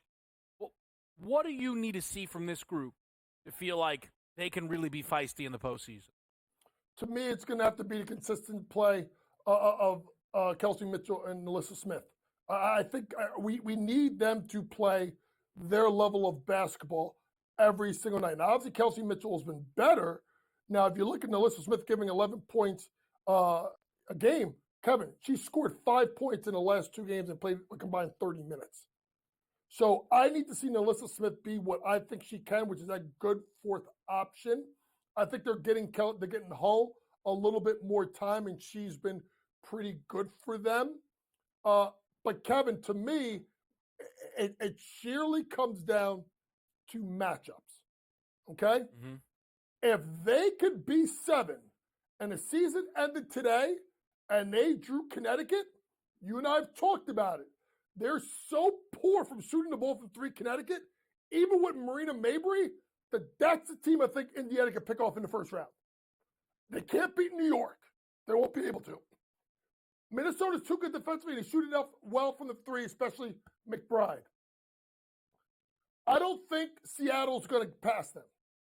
So it's either New York, Connecticut, Minnesota. The only team I think they have a decent shot at picking off is Connecticut, because we talked about it yesterday. Connecticut had that 109 points that first game with Marina Mabry.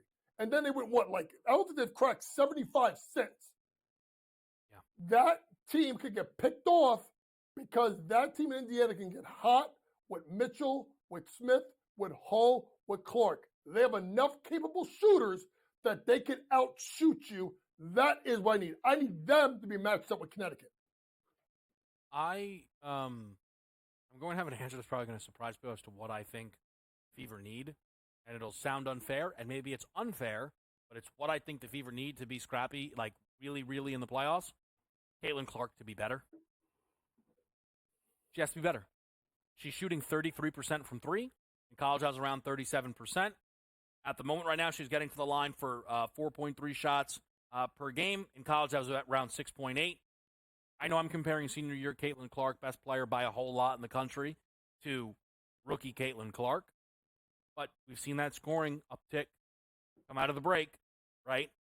The efficiency has to start to come with it a little bit, JY, no? Yes, and I think here's what I don't know if this is going to make sense to people. Caitlin Clark, we would agree, I think is the best shooter in the WNBA, in my humble opinion. What happens, folks, if I told you that out of all the play types she has, only 1% is a spot up? 1% of her shots. They got to find a way to get a secondary ball handler and run her off screens and get her the ball where she can catch and shoot. Because when she catches and shoots it, she's at a 79% percentile. So you run her off screens, Kevin, and get a secondary ball handler that can spot her up. That's where it knocked down. That's why I thought it was curious that Indiana didn't try and go get another guard. not to to put Caitlin at the 2 at times and have someone that's shifty that can get to the basket, pitch it out to her, and give her clean looks from 3. Yeah, I would say Caitlin Clark has the highest ceiling of any three-point shooter because of what she can do off dribble, but she is at the moment nowhere near, I think you'll understand, the best three-point shooter because her effectiveness, you know this, right? Like, if anyone tried to tell me that Jewel Lloyd was the best scorer in the WNBA, I'd be like, oh, that's crazy. You have no idea what you're talking about, right? Caitlin Clark isn't the best three-point shooter in the league right now. She has the highest ceiling, though.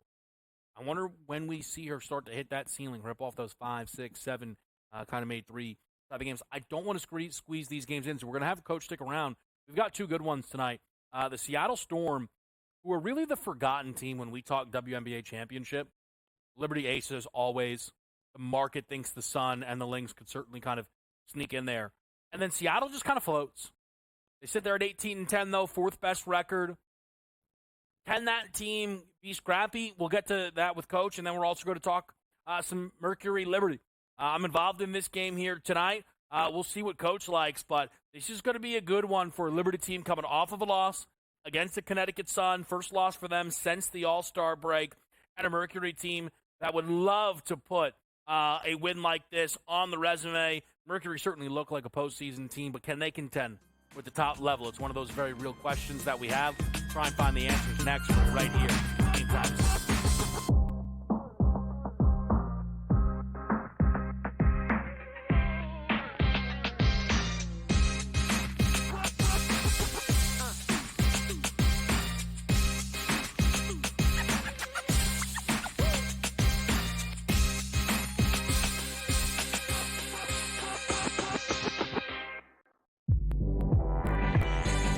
I told y'all time and time again, Trey Murphy the third. Trey Murphy the third. I'm telling y'all, this guy can absolutely ball as a 3-and-D guy, and he's going to take the next step. Betting above the rim, only on SportsGrid. The sharpest football contest show in the land, the Las Vegas Football Contest Show, focuses on Circus Sports Million, Circus Survivor, and the Westgate Super Contest, handicapping the games and releasing our contest picks every week of the season. With 2 former Super Contest winners, Brady Cannon and James Salinas, a former NFL player, Mike Pritchard, and over $1 million in contest prize money won combined, the Las Vegas Football Contest Show will have you prepared this season like none other. Hey, let's say it comes down for Matt Kuchar in the FedEx Cup ball. Let's say he doesn't make a cut, and it comes down to one shot. And That's a good point. And he keeps his card for the top 125 because he did make the jump from, I think it was 113 to 103. So he made a 10-spot jump. So he's got, 17, or let's see, that was not good math. He's got about Not a math bot. The Smiley Show, only on SportsGrid. SportsGrid, the only streaming sports betting network. Tips, info, and insights to up your IQ. It's smarter to be on SportsGrid. New to the Live Golf Plus app. Watch Live Golf any way you want it. Follow any group. Replay any shot. Anytime, anywhere. Any questions? Watch Live Golf live and on demand.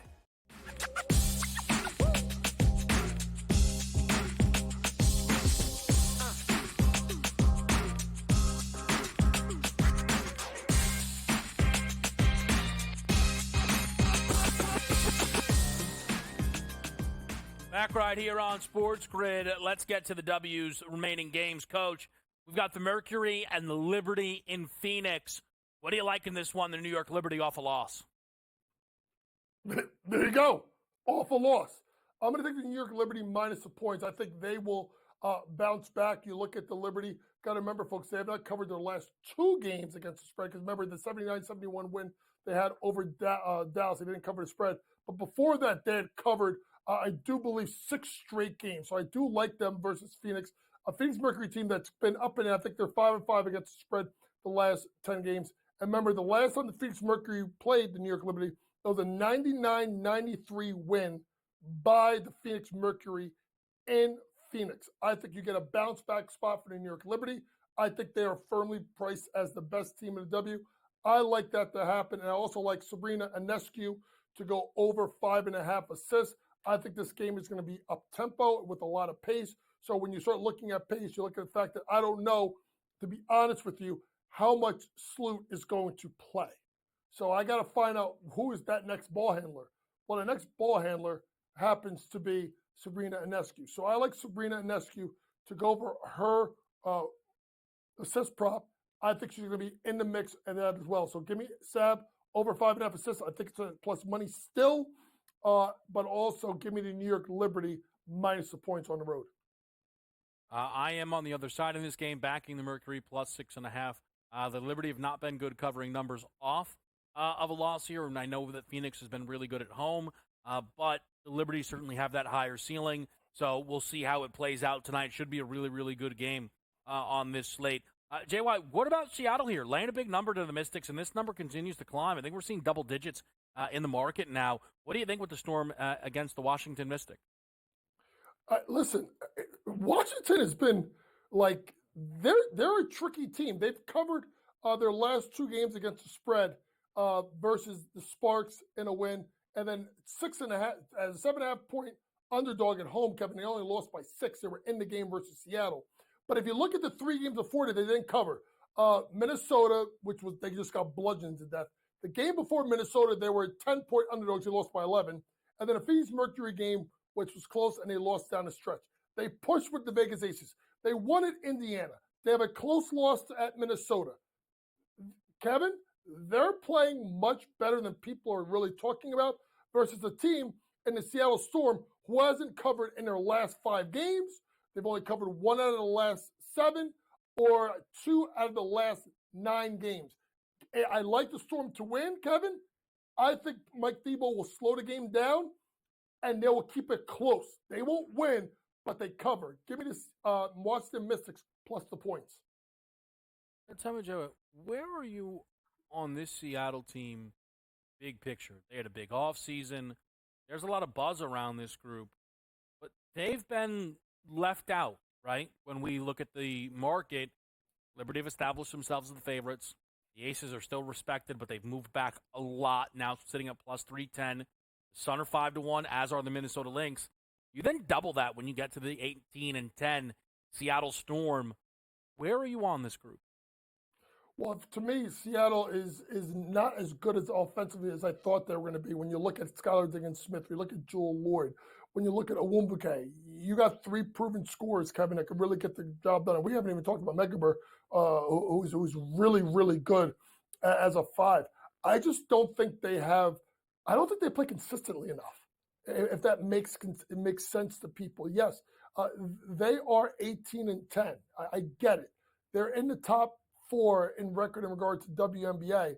But you go look at where is their big win? Yes, they beat Vegas 78-65 at Vegas in June. Kevin, I don't know if beating Vegas right now is as big as people seem.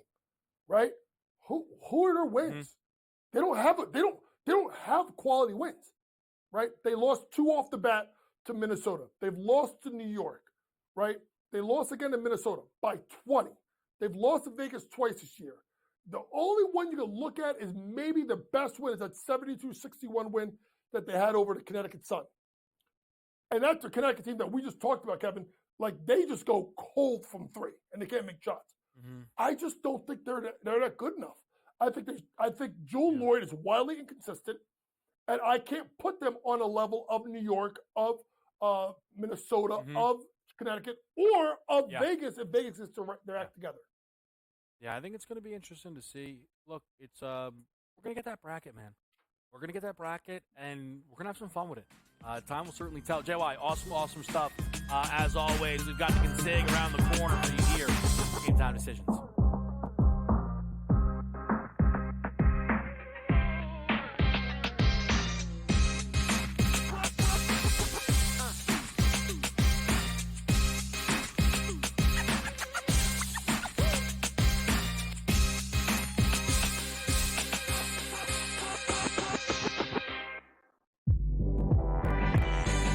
I've told y'all time and time again. Trey Murphy the third. Trey Murphy the third. I'm telling y'all, this guy can absolutely ball as a 3-and-D guy, and he's going to take the next step. Betting above the rim. Only on SportsGrid. The sharpest football contest show in the land, the Las Vegas Football Contest Show, focuses on Circus Sports Million, Circus Survivor, and the Westgate Super Contest, handicapping the games and releasing our contest picks every week of the season. With two former Super Contest winners, Brady Cannon and James Salinas, a former NFL player, Mike Pritchard, and over $1 million in contest prize money won combined, the Las Vegas Football Contest Show will have you prepared this season like none other. Hey, let's say it comes down for Matt Kuchar in the FedEx Cup ball. Let's say he doesn't make a cut, and it comes down to one shot. And that's a good point. And he keeps his card for the top 125 because he did make the jump from, I think it was 113 to 103. So he made a 10-spot jump. So he's got, 17, or let's see, that was not good math. He's got about 20. Not a bad one. The Smiley Show. Only on SportsGrid. SportsGrid, the only streaming sports betting network. Tips, info, and insights to up your IQ. It's smarter to be on SportsGrid. New to the Live Golf Plus app. Watch Live Golf any way you want it. Follow any group. Replay any shot. Anytime, anywhere. Any questions? Watch Live Golf live and on demand.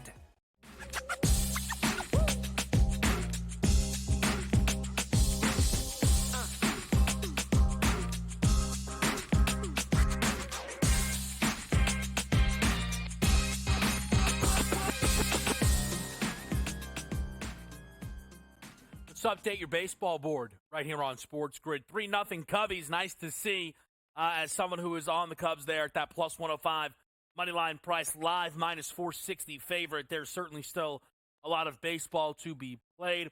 Cody Bellinger with an RBI double. I am now routinely checking in on Cubs box scores to see if Seiya Suzuki has 3 more home runs in him to get over the season-long 20.5 number.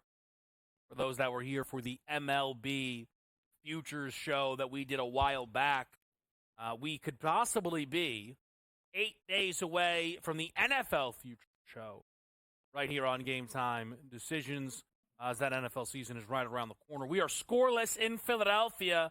The Phils had a really good chance to crack through in that opening inning.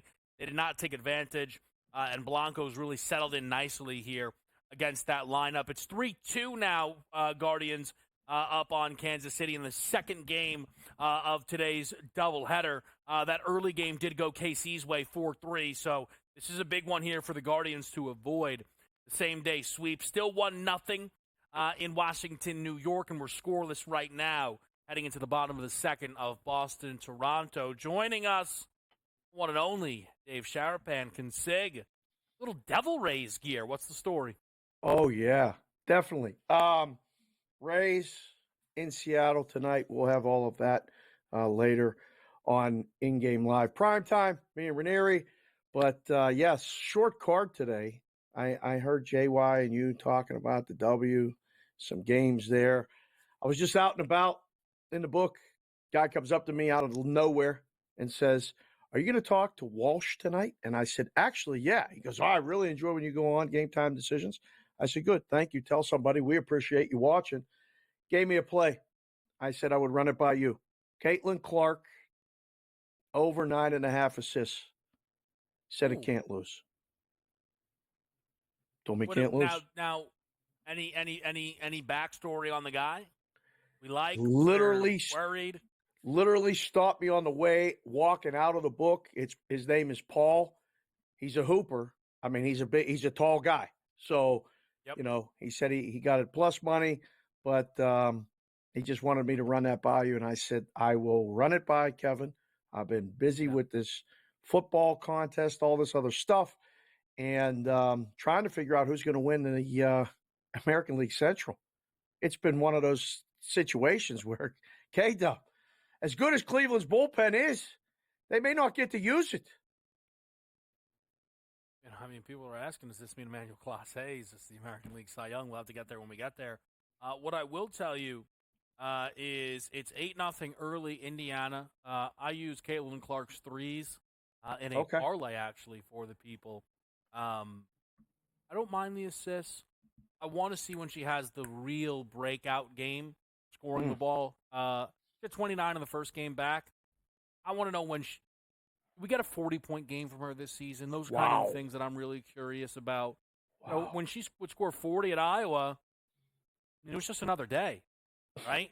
Yeah. I know this isn't Iowa, but also, I mean, a lot of people would tell you right now it's one of the 10 best players in the league. So, listen, you know, now 40's hard to hit in this league, right? 40's hard to hit. Yes. But she just knocked down her first 3 of this game. So, always good to see the first one go in there. Knock it down. Now. Knock it down. Dave knows. Always good to see the first one go in there. Yeah. Paulie's play for the people. That's what we're going to call it on in-game live primetime. I told him I would give him a shout out there. Watches it all the time. So that's good. I like that.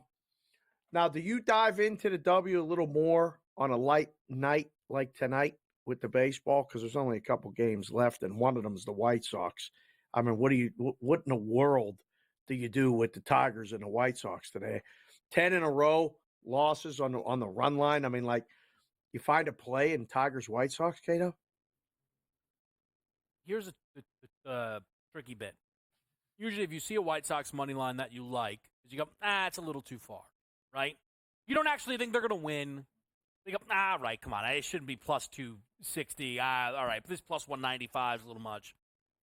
I saw the White Sox number, and I was like, I don't even know if the Tigers should be favored. Ty Madden's coming up from the minors, doesn't really have stuff, right? Like, he's not up here because he's ripping and roaring. It's because they needed a body. Correct. Davis Martin's been all right. And then I went, I don't know if I should like the White Sox because I like the White Sox. So let's, you know what? Let's take 10 steps back and move on to a Coors under, and we'll just trouble ourselves with that. So that's kind of what I decided. I'll say though, and I don't know if this is where we are in the season, but I went through the full baseball card, and I was actually excited to do it because we don't have many of these left. Where we're going to be able to talk baseball this much. Oh yeah. And I wasn't able to get to a lot of straight wagers, but there was a couple of things that looked like parlay pieces. Oh. And I don't know if that's like the Phillies, and I know that they're not winning, but I think the Phillies are in a good spot tonight, right? I think Blanco could be had. They have to capitalize. Wheeler's Wheeler. But I was trying to get creative. I was like, what if I lay 2.5? Plus 190. See, and you know, I don't know if you guys can hear or see the reaction from the consig. You know, if I tell you, hey, I'm laying 2.5 with the Phillies, and you get that reaction, I better be getting. I need to be getting at least 2 to 1. At least. I'm getting plus 190. I couldn't get there. Yeah. I couldn't get there to a lot of these numbers. Yeah, it's not enough. And I mean, I think people know that when they watch us do the show or listen to us do the show on the radio, you kind of know now that it's just not a great price. So if you feel like you need to get involved, you can, but there's a number that gets you involved. And I don't think that with laying 2.5 in a game with the total closed, let me double check before I say it. The total in that game closed at 8. Laying 2.5 in a game that's 8, I'd rather lay. But if you're going to lay 2.5 in a game, let's do it in Colorado where it's 11 or 10.5 or something. I feel like we got a shot. You know, the Phillies lineup isn't really all hitting. They're hit and miss. They have one big game where they scored 10, 11 runs. Then they'll have 2 or 3 where they're 3 or less. So trusting them to lay 2.5 tonight, I think you did the right thing by passing. I'm glad that that's your read. You talk about giving people a number that they'll get in on. Did you know I don't say this rudely, I ask this genuinely. Did you book home run props when you guys were in the room? Yeah. Or are we not there yet? It was still okay. So then you probably know where I'm going with this. What? When the Judge number? Were you booking? Well, were you booking Bonds props? Did you ever? Were you ever there? No, that we didn't have to do that. Okay. There wasn't the technology and the stuff wasn't there. I mean, I would have loved to have put it up. I'd have made it minus 120 when Bonds was, going for. I would have made him a favorite, did a home run. I mean, it's incredible. Would have bet it. There's no doubt. I mean, Judge every day, home run, home run, home run. Ohtani, what is this guy doing? It's not even. It's unbelievable as a baseball fan, just watching what he does on the daily. Between the home runs, the steals, and by the way, did you see that there was video of him pitching, getting ready to be the closer for the Dodgers in the postseason? Come on, can't be. Look, if he does that, hat tip. I don't know what to say. Here's the thing, man. I'm a self-aware fella. Sometimes people might think, a little too much New York bias. We don't talk enough about Judge, and I don't care if we did a 24-hour marathon on Judge. I want you to remind yourself the state of baseball, where everyone says nobody can hit for average, and everything's a strikeout or a home run, and the best home run hitter in baseball is hitting .333, which is the second best average in the league. Guy sees one or two good pitches in that bat. It's unbelievable what he's doing. And they all go. Don't go anywhere, though. Dave's back. I'm back. Game Time Decisions is back after this break.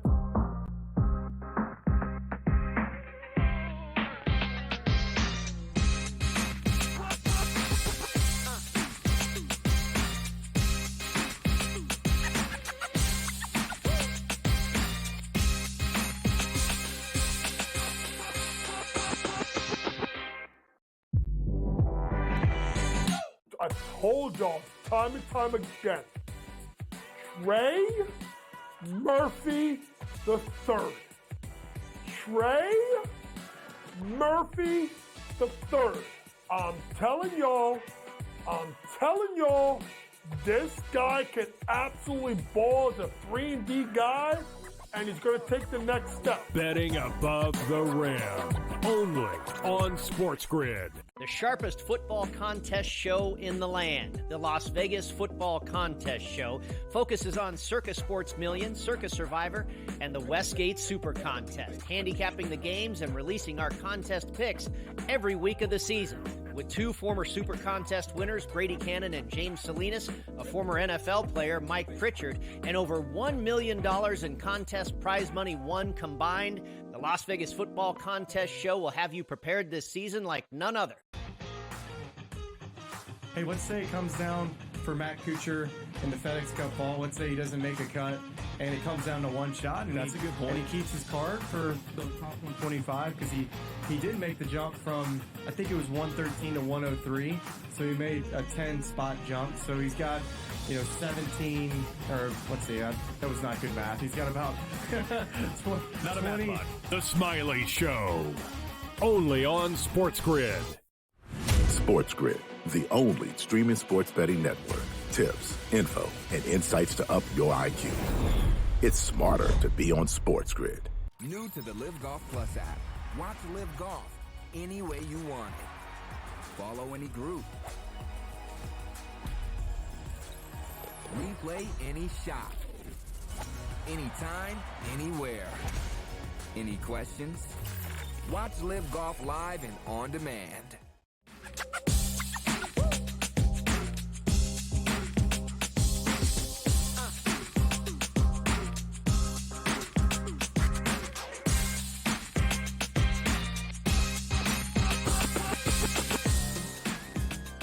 All right, we're in. We're live. We're having it.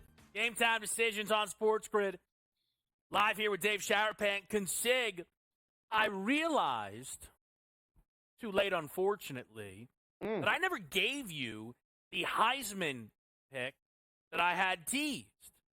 You're right. We've played some college football over the weekend, so we want to, and I'll get to that Heisman just to kind of run it by you, get your thoughts. Okay. You probably, hopefully I can get you to pop the glasses on. But All Florida State with the loss is where I want to start for this reason.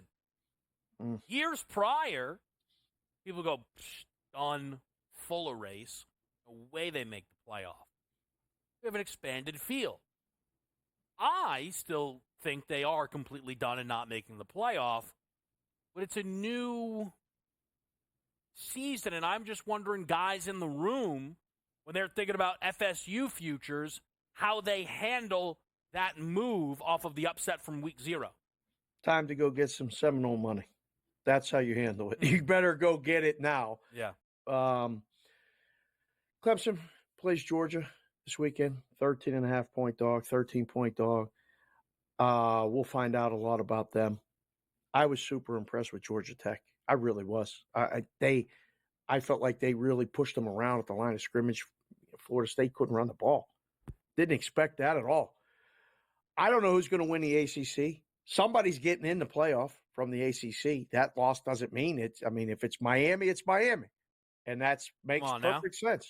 I mean, all right. I really like that Miami team. I did want to say it out loud, but something. That's it. I realized something, Dave. So I placed 2 national championship futures. CFT, we did everything.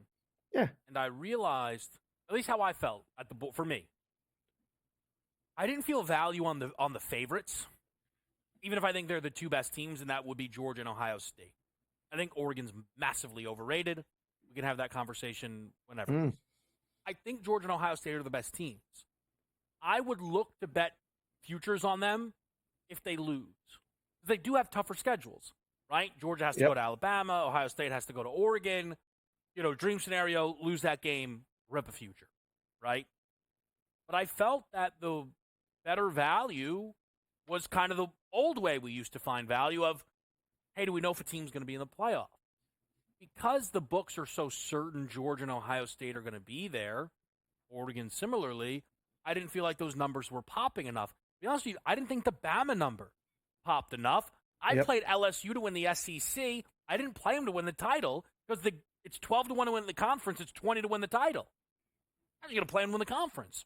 Right. The 2 teams I played to win the national championship were Miami. Okay. At 60 to 1. All right. Thought process is pretty simple. If you like them to win the ACC, you like them to get a bye. I think that team's ceiling is at least win a game in the CFP, and we go from there. The other was 35 to 1 on the national champion Michigan Wolverines. Wow. I think they're being sold a little too far down the market here, Dave. I think they still have stars on both sides of the football, and other than the trip to Ohio State, all the toughest games are in Ann Arbor. I think they will be in the playoff, and I think that's the most important thing at 35 to 1. I like Michigan. All right, so wait. Now, if you think they're going to be in the playoff, how many teams in the Big Ten do you think are going to be in the playoff? Because that would include Ohio State, Oregon, and now Michigan, which would leave out. I mean, it's nighttime in Pittsburgh behind me, but hey, I didn't hear a We Are or a Penn State in there. What are we saying? So we're going to find out if I have put too much of what I would do into my bracket. Okay. I have 4 Big Ten teams in. Oh. Ohio State, Oregon, Michigan, and then as you would expect, USC. Now, there's no room for Penn State. Here's my thing, Dave. Here's my thing. Where's my glasses? Everyone keeps saying, man, look at that schedule for Penn State. It's easy. Well, I don't know. It's easy. I mean, the games are good at home. I mean, they got winnable games. They just got to go 10-2, right? That's the right. idea. Yeah. Okay. Here's my problem and why I left them out. If they go 10-2 but lose to USC and Ohio State, I think the USC spot is tricky, and Ohio State beats them every year. That's true. Why am I putting them in the playoff? Now, the committee might do it, and that's where I'll get burnt. I'm not putting them in the playoff at 10-2 over Michigan or Alabama at 9-3 if they have played and beat better football teams. You're not getting in the playoff because you beat Maryland and Purdue. I'm not doing that. I'm sorry. Oh, man. UCLA win doesn't count for anything? Washington? Certainly not. Please, People think what? UCLA might lose to Hawaii. I watched a lot of that game. I know you were up late. I know. I mean, I I'm know. so impressed with your ability to stay up game was late. great. You Come on belong on now. that West Coast. The Hornets with the cover. Love those unis Covered too. all That game. was great. Yeah, I know. Covered all I bet game. on you to make it to the finish of that game. Listen, I don't know how many Big Ten teams are going to get in. I only think it's 3. Do you think they would let a 10-2 Iowa team in? They can't let a 10-2 Iowa team, right? Come on. Because Iowa's also, here's the thing about Iowa. So we always wonder, like, who's going to trip and fall? Last year they lost the game to Minnesota 12-10. When it's so likely you're going to score 10 or less points multiple times in a season, you're not getting in the playoff, man. No juice. All right? That's Don't the sell me on K-Dub rule. Mara. Yeah, no. Here's the thing. Listen, No juice. I bet a lot more unders these days than the K-Dubs that Dave Sharapan was used to. I will not be betting those Iowa unders. I refuse. No. I have no respect for them. I cannot believe they got out of there with the schedule they got out of there with. It drives me crazy. Iowa should have been forced to play every single team that was in the Pac-12 last year. That was my dream scenario. And they're going to sneak out of there with a top 5 defense again. It's unbelievable. It's unbelievable. Ridiculous. Even if the defense is very good and has a lot of talent, and Cooper DeJean is now in Philly. Do you want to go to the We're hitting a Penn break, State Dave. USC game? Can you come out west and go to the game with me if I hook it up? We get us some tickets at the Coliseum. We'll talk. We'll do 75-1 next. And a baseball update on Game Time Decisions.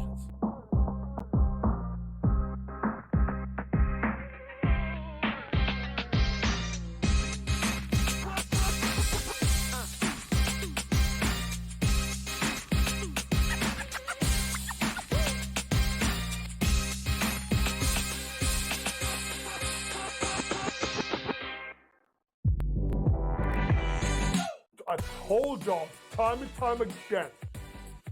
Trey Murphy the third. Trey Murphy the third. I'm telling y'all, this guy can absolutely ball as a 3-and-D guy, and he's going to take the next step. Betting above the rim. Only on SportsGrid. The sharpest football contest show in the land, the Las Vegas Football Contest Show, focuses on Circus Sports Million, Circus Survivor, and the Westgate Super Contest, handicapping the games and releasing our contest picks every week of the season. With 2 former Super Contest winners, Brady Cannon and James Salinas, a former NFL player, Mike Pritchard, and over $1 million in contest prize money won combined, the Las Vegas Football Contest Show will have you prepared this season like none other. Hey, let's say it comes down for Matt Kuchar in the FedEx Cup ball. Let's say he doesn't make a cut, and it comes down to one shot. And That's a good point. And he keeps his card for the top 125 because he did make the jump from, I think it was 113 to 103. So he made a 10-spot jump. So he's got, 17, or let's see, that was not good math. He's got about Not a bad one. The Smiley Show. Only on SportsGrid. SportsGrid, the only streaming sports betting network. Tips, info, and insights to up your IQ. It's smarter to be on SportsGrid. New to the Live Golf Plus app.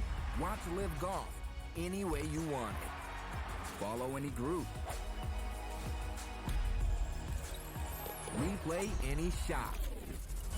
Anytime, anywhere. Any questions? Watch Live Golf live and on demand.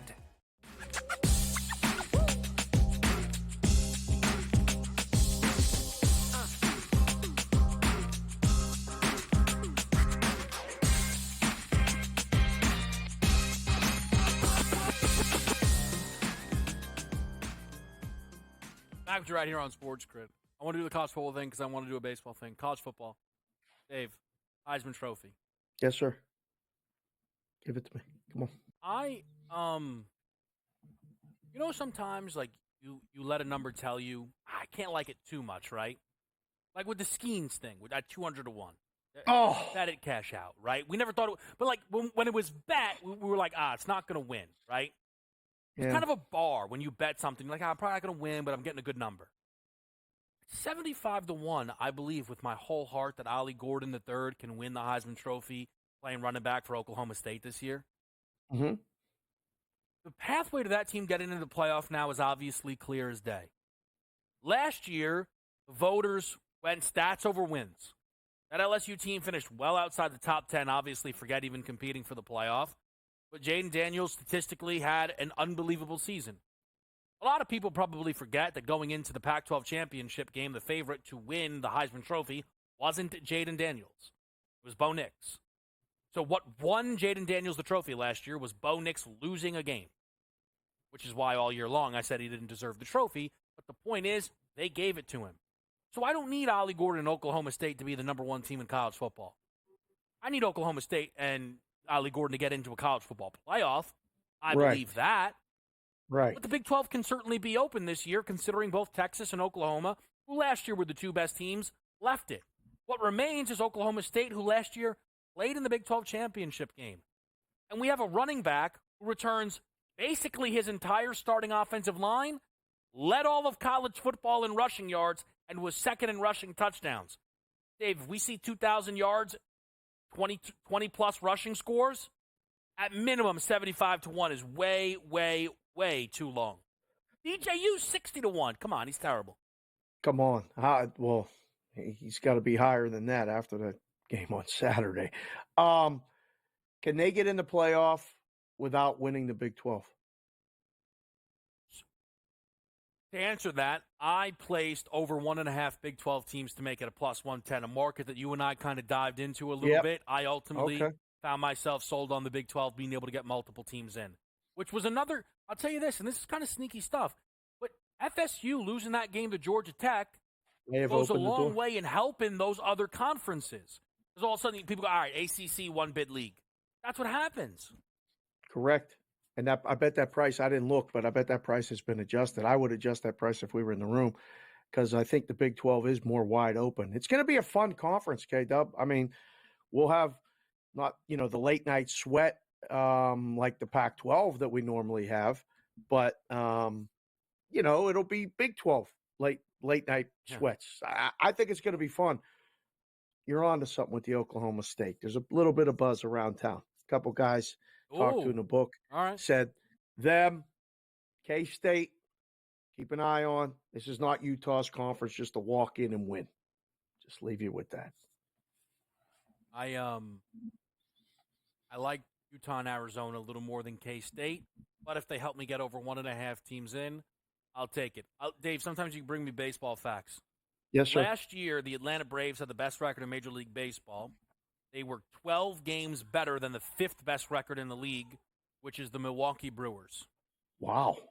This season, the best record in baseball. Now, obviously, we still have a number of games to be played, but to give an idea, the Dodgers, the best record in baseball. They are 12 games better than the Seattle Mariners. Same gap, right? Atlanta to Milwaukee, 1-5, 12 games. Okay. LA to Seattle, 1-15. That is why this baseball season seems completely unpredictable because we have no team that feels great. There are 7 teams. There are 7 teams within 3 games of each other at the top of the record. It's going to be phenomenal. And unfortunately, baseball is going to go on the back burner on Saturday when college football starts and it's all over. I mean, by Thursday when Colorado takes the field, it'll be like they canceled the season. That's how it goes. Consig's making his way over in-game live. They've got you covered for anything going on between the Fever and the Dream, as well as, of course, your Major League Baseball slate, which I believe will include a little under at Coors Field between the Marlins and the Rockies. Cabrera, Feltner, both pitchers been a little bit better this past month than those full season statistics suggest. So we're going to play that game under 10.5. We're going to root in from Juan Soto, and we're going to root in a couple of more made threes from Caitlin Clark, as well as the Cubs trying to hold on to a 3-0 lead. It is now 3-2. I'll see you tomorrow right here on SportsGrid.